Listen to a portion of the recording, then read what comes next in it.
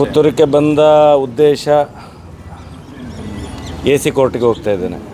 ಏನು ಈ ಜಿಲ್ಲೆಯಿಂದಲೇ ನಮ್ಮನ್ನು ಗಡೀಪಾರು ಮಾಡಬೇಕು ಅಂತ ಹೇಳಿ ಏನು ಸುಳ್ಳು ಆರೋಪಗಳನ್ನೆಲ್ಲ ಹೊರಿಸಿ ಇಲ್ಲಿ ತನಕ ಏನು ಷಡ್ಯಂತ್ರ ಮಾಡಿದ್ದೆ ಮೀಡಿಯಾಗಳು ಷಡ್ಯಂತ್ರ ಮಾಡಿದ್ದು. ಯಾಕಂತ ಹೇಳಿದರೆ ಸರ್ಕಾರ SIT ರಚನೆ ಮಾಡಿದ್ದು 20 ವರ್ಷದ ಧರ್ಮಸ್ಥಳದಲ್ಲಿ ಆದಂಥ ಅತ್ಯಾಚಾರ ಕೊಲೆಗಳನ್ನು ಎಲ್ಲವನ್ನು ತನಿಖೆ ಮಾಡಬೇಕು ಅಂತ SIT ನಿರ್ಮಾಣ ಮಾಡಿದ್ದು. ಇವತ್ತೇನಾಗ್ತಾಯಿದೆ, ಮಾಧ್ಯಮಗಳಿಂದಲೇ ಮೈನ್ಸ್ಟ್ರೀಮ್ ಮಾಧ್ಯಮಗಳಿಂದಲೇ ಏನಾಗ್ತಾಯಿದೆ, ಷಡ್ಯಂತ್ರವನ್ನು ರೂಪಿಸಿ ಅದನ್ನು ಹಾಳು ಮಾಡಲಿಕ್ಕೆ ನೋಡ್ತಾ ಇದ್ದಾರೆ. ಆದರೂ ಇದಕ್ಕೆಲ್ಲಕ್ಕೆ ಉತ್ತರ ಈ ಮಹಾಲಿಂಗೇಶ್ವರ ದೇವರು ಕೊಡಬೇಕು. ಅದಕ್ಕೆ ಪ್ರಾರ್ಥನೆ ಮಾಡಲಿಕ್ಕೆ ಬಂದದ್ದು. ಪ್ರಥಮತವಾಗಿ ತಿಳಿದು ಮಾಡಿದ ತಪ್ಪಿಗೆ ಈ ಮಹಾಲಿಂಗೇಶ್ವರ ದೇವರು ರಾಜಕೀಯದವರಿಗೆ ಇರ್ಬೋದು, ಮೈನ್ಸ್ಟ್ರೀಮ್ ಮೀಡಿಯಾದವರಿಗೆ ಇರ್ಬೋದು, ಯಾರು ಅತ್ಯಾಚಾರಿಗಳ ಜೊತೆ ಕೈ ಜೋಡಿಸ್ತಾರೆ ಅವರಿಗೆ ಈ ಮಹಾಲಿಂಗೇಶ್ವರ ದೇವರೇ ಶಿಕ್ಷೆಯನ್ನು ಕೊಡಬೇಕು. ತಿಳಿದು ಮಾಡಿದ ತಪ್ಪಿಗೆ. ತಿಳಿಯದೆ ಮಾಡೋದಕ್ಕೆ ಏನು ಮಾಡಲಿಕ್ಕಾಗೋದಿಲ್ಲ. ನಾನು ಹೇಳ್ತೇನೆ, ನಾನು ಇಷ್ಟ ತನಕ 14 ವರ್ಷದಿಂದ ಸೌಜನ್ಯಪರ ಹೋರಾಟ ಮಾಡ್ತಿದ್ದೇನೆ.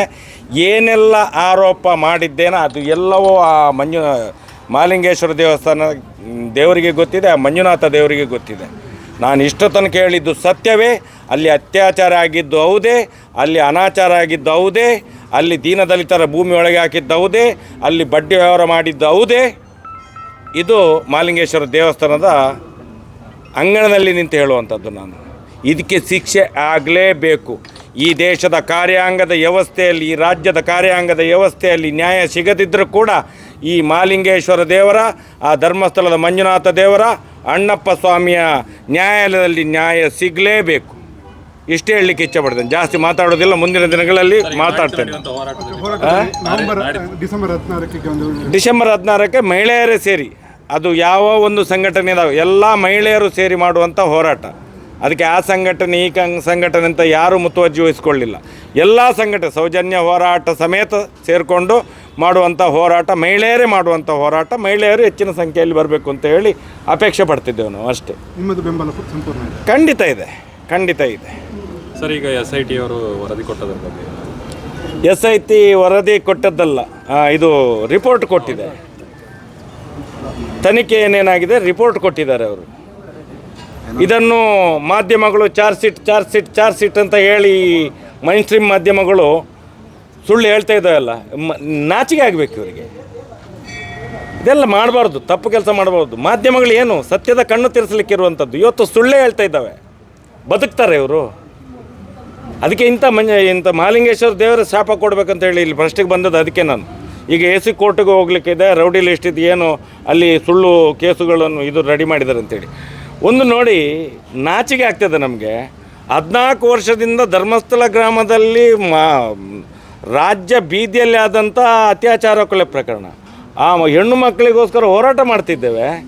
ಇವತ್ತು ಆ ರೌಡಿ ಇದು ಗಡೀಪಾರಿನ ಆದೇಶದಲ್ಲಿ ಪೊಲೀಸ್ನವ್ರು ಏನು ಮಾಡಿದ್ದಾರೆ ಗೊತ್ತಾ, ನಾವು ಹೆಣ್ಣು ಮಕ್ಕಳಿಗೆ ಏನು ದೌರ್ಜನ್ಯ ಮಾಡಿದ್ದೇವೆ ಅಂತ ಹೇಳಿ.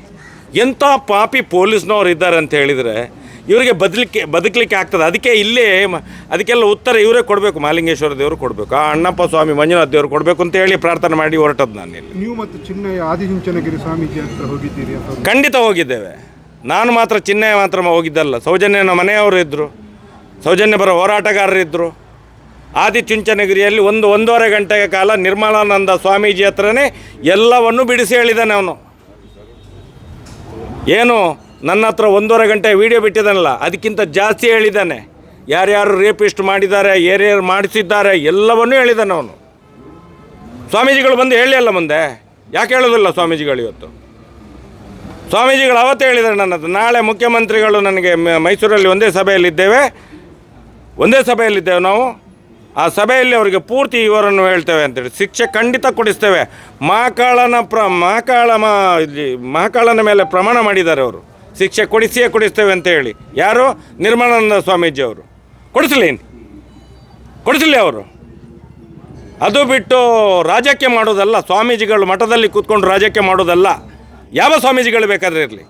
ನಾವು ನೇರವಾಗಿ ಸನಾತನ ಹಿಂದೂ ಧರ್ಮದ ಪ್ರತಿಪಾದಕರು. ನಾವು ಹಿಂದೂ ಧರ್ಮದ ವಿರೋಧಿಗಳಲ್ಲ. ಇವತ್ತು ಹೇಳ್ತೇನೆ, ಮುಂದೆ ಹೇಳಿದ್ದೇನೆ, ಹಿಂದೆ ಹೇಳ್ತೇನೆ. ಸರ್, ನಿಮ್ಮ ಪ್ರಕಾರ SIT ತನಿಖೆ ಪೂರ್ಣ ಆಗಿದೆ? ಎಲ್ಲಿ ಪೂರ್ಣ ಸ್ವಾಮಿ, ಸ್ಟಾರ್ಟೇ ಆಗಲಿಲ್ಲ, ಇನ್ನೂ ಆಗಬೇಕಷ್ಟೇ. ಅತ್ಯಾಚಾರಿಗಳ ವಿಚಾರಣೆ ಇನ್ನೂ ನಡಿಬೇಕಷ್ಟೇ. ಇಲ್ಲಿ ತನಕ ಯಾರು ಬರೀ ಒಂದು ಬುರುಡೆಯನ್ನು ಹಿಡ್ಕೊಂಡು ನಾಟಕ ಮಾಡ್ತಿದ್ದಾರೆ ಅಷ್ಟೇ. SIT ಒಳಗಡೆ ಪ್ರಪಕಂಡ ಮಾಡುವಂಥವ್ರು, ಷಡ್ಯಂತ್ರ ಮಾಡುವವರು ಈ ಮೈನ್ ಸ್ಟ್ರೀಮ್ ಮೀಡಿಯಾಗೆ ಯಾರು ಮಾಹಿತಿ ಎಲ್ಲ ಕೊಡ್ತಾರೆ, ಏನು ಷಡ್ಯಂತ್ರ ಮಾಡ್ತಾಯಿದ್ದಾರೆ. SIT ಒಳಗಡೆ ತುಂಬ ಅಧಿಕಾರಿಗಳಿದ್ದಾರೆ, SP ಕೂಡ ಇದ್ದಾರೆ ಅದರಲ್ಲಿ. ಮುಂದಿನ ದಿನಗಳಲ್ಲಿ ಗೊತ್ತಾಗ್ತದೆ. ನಾವು ಮುಂದಿನ ದಿನಗಳಲ್ಲಿ ಕಾನೂನು ರೀತಿಯ ಹೋರಾಟವನ್ನು ಮಾಡ್ತೇವೆ. ನಮಗೆ ಯಾರ ಮೇಲೆ ನಂಬಿಕೆ ಇಲ್ಲದಾಗೆ ಆಗಿದೆ ಇವತ್ತು. ಯಾರ ಮೇಲೆ ನಂಬಿಕೆ ಇಲ್ಲದಾಗೆ ಆಗಿದೆ ನಮಗೆ. ಮೈನ್ ಸ್ಟ್ರೀಮ್ ಮಾಧ್ಯಮದ ಮೇಲೆ ನಂಬಿಕೆ ಇಲ್ಲ, ಕಾರ್ಯಾಂಗದ ವ್ಯವಸ್ಥೆಯ ಮೇಲೆ ನಂಬಿಕೆ ಇಲ್ಲ.